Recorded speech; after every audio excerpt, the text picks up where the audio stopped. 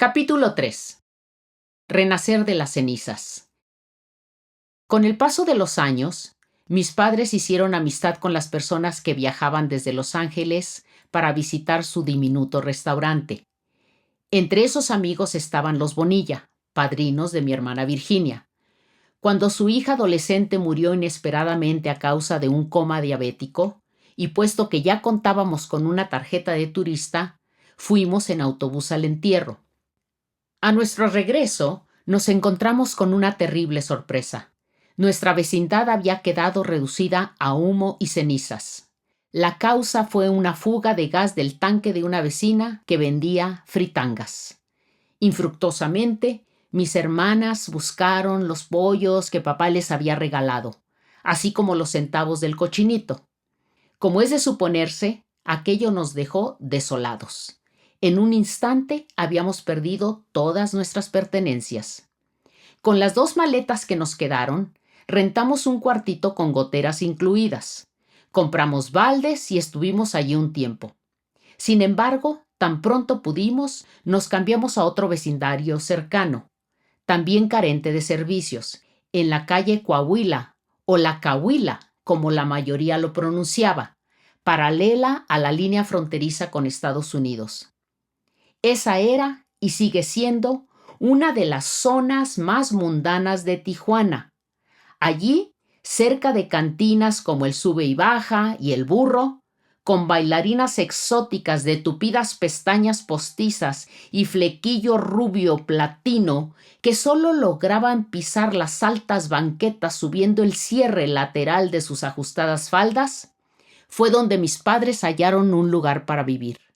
Lo escogieron porque era el único que podían pagar. La ventaja era que estaba cerca del restaurante. La vecindad, formada por un conjunto de diminutas viviendas de madera, era un microcosmos migrante. Papá, mamá y Heriberto ocupaban una recámara y en la otra las 3 hermanas dormíamos en la misma cama. Había una pequeña cocina-comedor y compartíamos el excusado con una numerosa familia de Zacualco, Jalisco. Estaba compuesta por 8 integrantes, pues la madre, doña Emilia, paría casi cada año. A veces, el padre vomitaba sangre en el espacio compartido. Nosotros trapeábamos.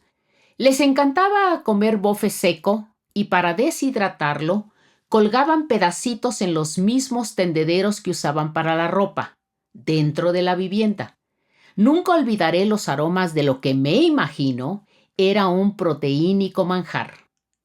Otro vecino tenía un garfio en lugar de mano, con el que amablemente nos saludaba de lejos. Creo que yo estaba enamorada de él. Varias chicas del tacón lentejueleado también vivían allí. Vicky recuerda cuando una de ellas tuvo un bebé y las señoras sacaban cubetas de fluido rojizo que tiraban donde fuera. Impresionada, le preguntó a nuestra pudorosa madre qué estaba pasando, y ella le contestó que una criatura no tenía por qué saber de esas cosas. Estoy segura de que ese día mi hermana dejó de creer en el mito de la cigüeña. Don Simón, el casero, era un viejito que vivía solo.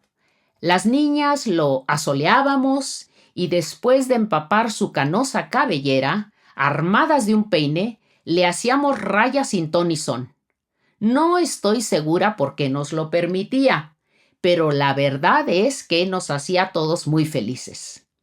En el centro del terreno había un cuarto de cemento que hacía las veces de regadera. Tomábamos turnos y nos bañábamos a jicarazos, mientras que desde el escalón algún familiar se aseguraba de que nadie más entrara. Como la puerta de la vecindad daba a la banqueta y solo tenía un cerrojo deslizante, frecuentemente pernoctaban por dioseros.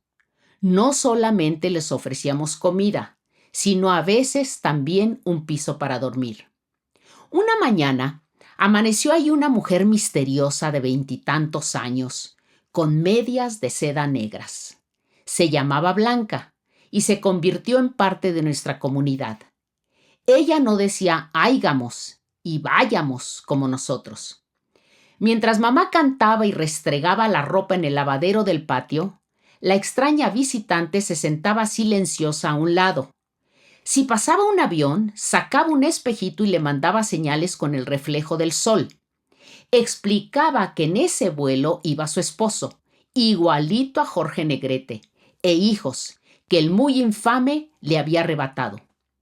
Los parpadeantes mensajes lumínicos, cuyo código solo ella conocía, eran para informarles que estaba en esa maravillosa vecindad, un oasis de oropel, con un arco majestuoso en la entrada y jardines con rosales en flor. Así veía nuestro paupérrimo entorno. Nos hubiera gustado tener sus ojos. Desconocíamos la palabra oropel, pero nos decía que era algo brillantísimo, como pelo de ángel, tal como el oro que cubría a toda Tijuana. Sabíamos que solo era un sueño, pero aprendimos a soñar juntas. Sus visiones me enseñaron que la locura también puede ser mágica. Una mañana, Blanca ya no amaneció allí. Desapareció como había llegado.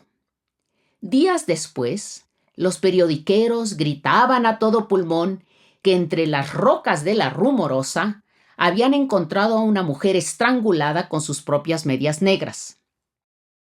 Desolados, concluimos que la víctima era nuestra peregrina, que nos había abandonado para buscar a sus retoños desaparecidos. La lloramos casi tanto como al famoso Pedro Infante, quien se había estrellado con su avión el 15 de abril de 1957. Por esa época, nos llegaban otras noticias estremecedoras. Una de ellas tenía que ver con las apariciones de La Llorona. Varias personas afirmaban haberla visto, lo cual se convertía en el escándalo del día. Decían que iba vestida totalmente de negro y gritaba: ¡ay, mis hijos! Si no le daban unos centavos cuando tocaba la puerta con sus huesudas manos, se levantaba el velo y mostraba su cadaveresco rostro. Todos caían fulminados, en calidad de difuntos. Si de por sí nuestros padres no nos dejaban salir a jugar con nadie, mucho menos bajo el acecho de tan maléfica dama. Se iban a trabajar y Marta, la hermana mayor, era nuestra niñera, lo cual era irónico, pues era la más asustadiza. Yo envidiaba su facilidad para llorar. Solíamos refugiarnos en la recámara, apretando 5 pennies en la sudorosa mano y rezando para que a la diabólica no se le ocurriera visitarnos. Para consolar nuestros desgarrados nervios, comíamos hondos platos de frijoles de la olla con arroz, que llamábamos morisqueta. Por suerte, tan fantasmal personaje nunca se materializó frente a nosotros. Sobra decir que nuestras carencias estaban a la orden del día. Nunca teníamos nada extra. En Navidad, si bien nos iba, nos regalaban un par de zapatos, un suéter o unos calcetines. No comíamos pollo, carne ni pescado todos los días, pero tampoco pasábamos hambre. Nada se desperdiciaba. Gracias a la rigurosa administración familiar, los gastos estaban muy bien calculados. Por ejemplo, ir al cine era una decisión del más alto nivel. Una vez llegó una película protagonizada por el ídolo del momento, Arturo de Córdoba. Todos queríamos verla. Así que hicimos una reunión familiar para ajustar el menú restaurantero del día siguiente y ahorrar para los 6 boletos. Más adelante, cuando la tía Lupe llegó de Jalisco y se instaló en un pequeño y céntrico departamento, vimos con ella Espartaco 3 veces seguidas el mismo día, por solo 25 centavos de dólar cada una. Cuando Vicky, 2 años mayor que yo, empezó la primaria, quería irme con ella. Armaba tal berrinche que a mamá no le quedó más que hablar con la profesora, quien le sugirió que me dejara en el salón, pues estaba segura de que pronto me cansaría y regresaría al nido. Se equivocó. A los 5 años me seguí de paso. La primaria pública se llamaba General Lázaro Cárdenas. Allí fui feliz, aunque he de confesar que mis experiencias no siempre fueron agradables. Recuerdo una campaña antibichos que mamá cumplía religiosamente, una vez por semana. Sacaba su bomba atomizadora y nos rociaba el largo pelo con Fleet, un popular insecticida hecho a base de DDT, que se usaba para combatir mosquitos transmisores de malaria, cucarachas y chinches, entre muchas más indeseables especies. En nuestro caso, los enemigos a vencer eran las liendres y los piojos. En las mañanas, por órdenes expresas de la gendarmesca maestra, Marta expulgaba meticulosamente los cueros cabelludos del salón. Un día, y dado que mamá nos acababa de rociar, pasó sin inspeccionarme. Pero la profe vio tan imperdonable transgresión y para que aprendiéramos, procedió a darnos múltiples reglazos en las manos. Ah, el gentil profesorado también usaba varas de membrillo para disciplinarnos. Así fue como aprendimos a leer y escribir. Evocar esta escena duele por partida doble. Además del maltrato en sí, luego se descubriría que el DDT era carcinógeno y mutágeno. Qué bueno que en 1972 vetaron el impronunciable diclorodifeniltricloroctano. Definitivamente, en el nombre lleva el veneno. También recuerdo cuando hicimos filas para la selección de quienes bailarían ballet el Día de las Madres. Yo estaba tan ilusionada, pero desde mi lugar escuché al instructor gritar que esa niña gorda se saliera, porque no participaría. A partir de ese momento me gané el apodo de la Gordis. Pese a mi corta edad, me daba cuenta de que papá vivía un desasosiego, aunque para ese entonces se encontraba satisfecho con su nuevo oficio de cocinero y se había reconciliado con decirle adiós a Tequesquitlán. No obstante, nos decía que necesitaba una guía religiosa. Tras los traumáticos eventos de su infancia, deseaba integrarse a una comunidad espiritual, con una sola condición: sin crucifijos ni derramamiento de sangre. Mientras caminaba por las estridentes calles, a veces rezaba, pidiendo iluminación. Buscaba la verdad absoluta en ese hervidero de religiones y sectas que era Tijuana. Por doquier se escuchaban prédicas en voz de los más diversos pastores. Les ponía atención e incluso entraba a sus templos, pero al poco rato salía, al darse cuenta de que eso no era para él. Llegó a la conclusión de que la iglesia de Dios no estaba en la tierra. Un día, Eri le preguntó cómo debía ser el hombre. Le contestó que si somos hijos del Señor, deberíamos ser como Él. Escéptico, mi hermano replicó que ese hombre no existía, a lo que papá respondió que fuera como fuera, nuestra familia seguiría con su manera de vivir, respetando a los demás, sin hacerle mal a nadie, pero sin dejarnos arrastrar por el ambiente en que vivíamos. Sucedió que una mañana llegó a la costa de Jalisco un cliente que, con un español muy del otro lado, le preguntó qué sabía del Evangelio mormón. Papá, que estaba picando la cebolla para la birria, le dijo que nada, pero sí le gustaría escuchar. Mike Malloy era delgado, calvo, desdentado y muy simpático. Le contó cómo en 1820, en un país azotado por una encarnizada lucha de credos, un joven granjero de Vermont llamado José Smith se internó en el bosque donde tuvo una revelación. Se le aparecieron el Padre Celestial y su Hijo Jesucristo, quienes le dijeron que lo habían escogido para ser el profeta de la única iglesia verdadera sobre la faz de la tierra. Durante 1.5 años, Malloy visitó a mi padre, 5 días a la semana. Charlaban en los ratos que permitía el arduo trabajo en la cocina. Le llevó obras canónicas, como el Libro de Mormón, explicándole que el nombre se debía al compilador y editor, un profeta e historiador que vivió en el continente americano alrededor del siglo IV DC, quien coleccionó y resumió los registros de sus antepasados en sus escritos, llenos de historias, profecías y enseñanzas espirituales.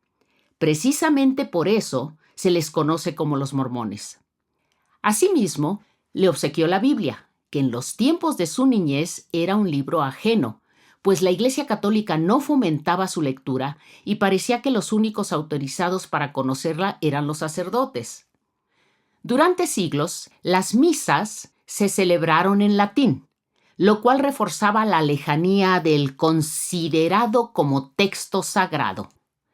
Aunque papá desconocía el origen de la supuesta prohibición, nunca se atrevió a tocar un ejemplar. Es fácil imaginar el temor reverente que experimentó al sostener en sus manos tamaños regalos. Qué distinta la actitud de este hombre Malloy, que no solo le narraba con calma un sinfín de anécdotas religiosas, sino que le había llevado libros a él, José, un campesino que lamentaba no haber tenido más educación. ¿Cómo iba a saber mi padre que desde antes de la Edad Media, allá por el año 374, el Papa Dámaso I le pidió al teólogo Jerónimo de Estridón que tradujera la Biblia del hebreo al latín vulgar, para que fuera entendida por el pueblo, pues hasta ese momento ciertas versiones eran consideradas heréticas por contener comentarios contra el catolicismo? ¿Cómo lo iba a saber?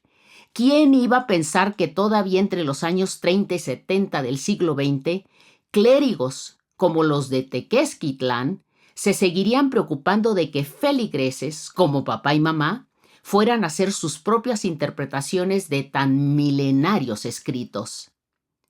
Para citar el título de una de mis canciones favoritas de Bob Dylan, The Times They Are Changing, ¿y cómo? ¿Cómo están cambiando los tiempos? Un ejemplo perfecto tuvo lugar durante la Cuaresma de 2014.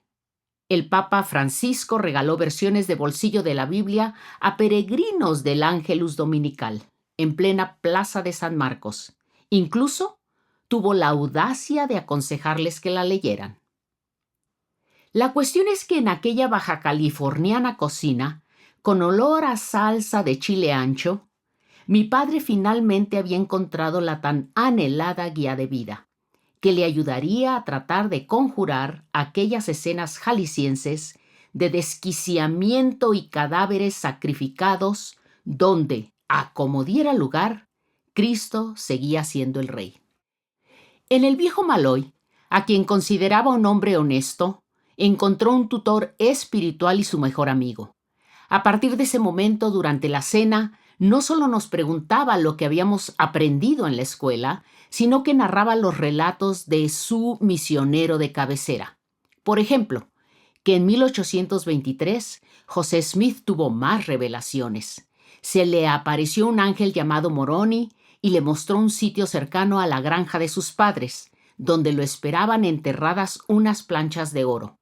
Contenían ancestrales escritos hebreos que describían la visita de Jesús de Nazaret a los antepasados indígenas de América. El enviado divino le instruyó al joven en cómo traducir los textos al inglés, puesto que él sería el restaurador del movimiento cristiano. Fue así como 7 años después, terminada la singular traducción, Smith publicó el Libro de Mormón y fundó la Iglesia de Jesucristo de los Santos de los Últimos Días. Buscad primeramente el reino de Dios y su justicia, y todo lo demás viene por añadidura, repetía papá antes de acostarse. Para él, esa frase fue como meter una llave en el cerrojo de su mente. La lectura del Nuevo Testamento lo convenció que de Cristo solo emanaban palabras de gran sabiduría. Tal como de los iluminados del Viejo Testamento, Isaías realmente se convirtió en su profeta favorito, especialmente cuando hablaba de los diezmos. Empezó a separar los suyos de los escasos ingresos, convencido de que algún día encontraría a quien pagárselos, pidiéndole a Dios que le instruyera si debía bautizarse en la religión que acababa de descubrir. Su siguiente paso fue asistir a una fiesta de la congregación mormona, también conocida como Rama. La de Tijuana era pequeña, pero a ese festejo acudieron miembros de San Diego. Mamá, que seguía yendo a misa, estaba recelosa. En la reunión sirvieron tostadas y agua fresca, pero ella se negó a probarlas, porque pensaba que nos podían estar dando alguna brujería para que nos convirtiéramos a su credo. En cambio, papá no solo comió, sino que se sintió contento, como nunca antes. Cada uno de los asistentes le pareció una especie de clon espiritual de Mike Malloy. Empezamos a ir a otros eventos sociales. Después de un tiempo de convivir con los feligreses, decidió que era allí donde quería estar, porque se identificó con las normas de la comunidad. Hacer el bien, no tomar licor ni café, no fumar ni decir malas palabras, y también le gustó, realmente le gustó el espíritu de construcción colectiva. A diferencia de las misas católicas, donde el sacerdote tiene el papel predominante, entre los mormones, que se llaman entre sí hermano y hermana, la membresía participa con lecturas, opiniones y trabajo voluntario. Además, todos son predicadores. Por eso, en una gran parte del mundo se ve a parejas de mujeres u hombres entre 18 y 25 años recorriendo las calles para difundir el evangelio de puerta en puerta. Su misión dura año y medio y la ejercen de manera voluntaria, sin remuneración alguna y con financiamiento familiar. En 1958 cambió nuestro árbol genealógico. Papá y mi hermano se bautizaron en la iglesia mormona. La ceremonia fue en San Diego, California, porque la modesta capilla tijuanense carecía de una pila bautismal, donde el converso debe ser sumergido totalmente en agua por dos llamados elders, con la autoridad del sacerdocio. En ese ritual, todos visten prendas blancas y recitan oraciones, como requisito para limpiarse de pecados anteriores y recibir la salvación eterna. Mamá estuvo presente, pero tuvieron que sacarla de la sala, pues sintió desvanecerse. Año y medio después de su bautizo, mi padre era el líder de aquel rebaño. Como presidente de la rama, organizaba la recolección de los diezmos, la repartición de apoyos entre los necesitados, así como la escuela dominical y el culto sacramental. Asimismo, había dejado el local de la costa de Jalisco para ahora atender el Tlaquepaque, restaurante de su hermana Lupe, a quien se lo había regalado su entonces pareja, el tío Daniel. Seguíamos viviendo en la Coahuila, caminando entre chicas de labio rojo carmesí, comerciantes y pachucos, así como turistas gritones. Al evocar esos años me veo, junto con Eri, Marta y Vicky, tomados de la mano de nuestros padres. Mi hermano con botas y pelo acicalado. Las niñas con mandilitos de encajes almidonados y dos trenzas tan estiradas que parecíamos orientales. Nadie jamás nos faltó al respeto. Por el contrario, papá y mamá imponían tanta deferencia que en la calle los saludaban con un señor o señora, porque así también respondían ellos, sin juzgar ni reprobar. Por ejemplo, en las mañanas llegaba al restaurante alguna clienta con moretones y pues ellos le daban comida, consejos y le ofrecían trabajo, con la esperanza de que dejara esa forma de vida. Fue así como desde chica adquirí conciencia de que la dignidad estaba muy por encima del felinesco ambiente en que vivíamos, por el cual estaré siempre agradecida, pues no solo me enseñó a aceptar a los demás, sino que me dio temple. Sin embargo, huelga decir que a mis progenitores les surgía sacarnos del centro de la Tijuana profunda. Así que, como pudieron, a fines de los años 50, compraron un terreno en una lejana colonia popular, la Pancho Villa. Nuestro nuevo hogar fue un galerón sin paredes divisorias. Colocamos unos rústicos biombos de madera con barrotes pintados para separar recámaras, sala y cocina. Como tampoco teníamos electricidad ni agua corriente, construimos una letrina en el patio. Seguíamos bañándonos a jicarazos. Pese a tantas carencias, para nosotros era toda una residencia. Compramos nuestro primer radio de pilas. Tecnología de punta. Escuchábamos radionovelas sobre amores improbables, así como a los Panchos, María Victoria y, por supuesto, a Pedro Vargas. Claro, siempre midiéndonos para que las baterías duraran lo más posible. En nuestra nueva comunidad no había banquetas, y como si eso fuera poco, estaba llena de barrancos tan profundos como nuestra marginación. Subíamos y bajábamos sin medir el riesgo, para ir a la escuela o tomar el destartalado camión. Vicky y yo entramos en la primaria Josefa Ortiz de Domínguez, donde tuvimos un profesor de apellido Triana, con dedos y dientes amarillos por tanto fumar. A veces llegaba medio borracho. Cuando las niñas nos acercábamos a su escritorio para pedirle que nos aclarara algo en el cuaderno, nos hurgaba por encima del vestido hasta hallar el resorte de la pantaleta que jalaba y soltaba, carcajeándose por la cara que poníamos. Mi hermana fue seleccionada como reina de primavera. Tía Lupe, que era costurera, le hizo una capa de un terciopelo tan rojo como barato, como también un vestido de velos blancos. Así, monárquicamente ataviada, la pasearon sobre el tanque de una pipa de agua, sujetándose hasta con las uñas, entre terregales y piedreríos, recorrió toda la colonia. Hasta ahora, no logro entender cómo fue que no sufrió un fatal accidente. Lo que sí sé es que celebramos con harto júbilo. Bueno, tan glorioso fue su reinado que le invitaron al desfile del 16 de septiembre. Altísimo honor, su majestad. Pero no todo era jolgorio. Los sábados y domingos, mientras que papá y Heriberto estaban en los cultos mormones, mamá y yo llegábamos casi de madrugada al restaurancito, pues nuestro primerísimo cliente era el tío Arcadio Gil, alto, rubio, de pantalón y camisa impecables, con su fastuoso reloj, seguramente de su joyería, que estaba allí cerca. Yo le llevaba avena colada. Las conchas de todos sabores tampoco podían faltar. Al concluir mis responsabilidades de servidora, me sentaba frente a él, también con mi muy caliente tazón. Así, a los 7 años, charlaba amenamente con aquel joyero de gruesas cejas y ojos verdes. Al despedirse, me dejaba una peseta de propina, 25 centavotes, mi primer sueldo. Después de atender el tlaquepaque, mamá planchaba la ropa en el departamento de su cuñada, Lupe. Papá solo usaba camisas blancas, quizá porque las relacionaba con la pureza que se afanaba en poseer. Nunca le pregunté.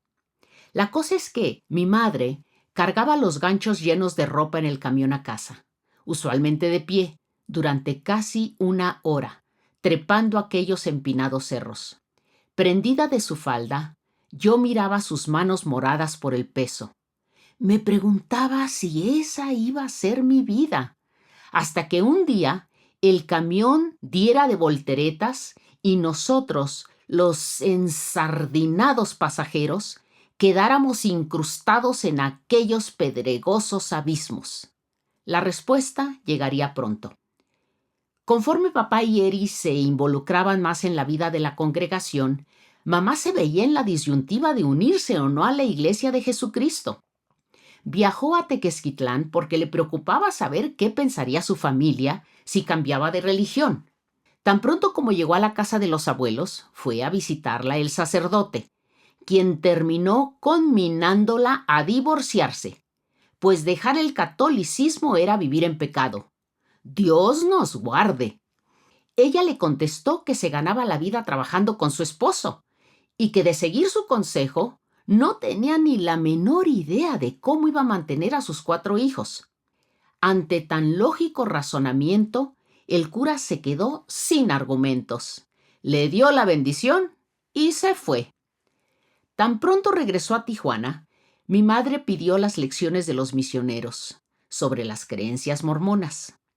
En 1961, Ella y sus 3 hijas nos bautizamos, también en San Diego.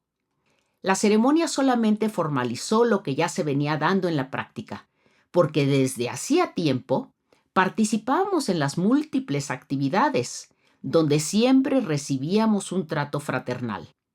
En pocas palabras, así fue mi infancia en Tijuana, donde aprendí a respetar a los demás, independientemente de estatus o prestigio. Soy hija de la Cahuila y la Pancho Villa. Me doy por bien servida de haber pasado mis primeros 10 años ahí, donde tuve asiento de primera fila para ver cara a cara la pobreza, la solidaridad, el esfuerzo y sí, también la naturaleza humana.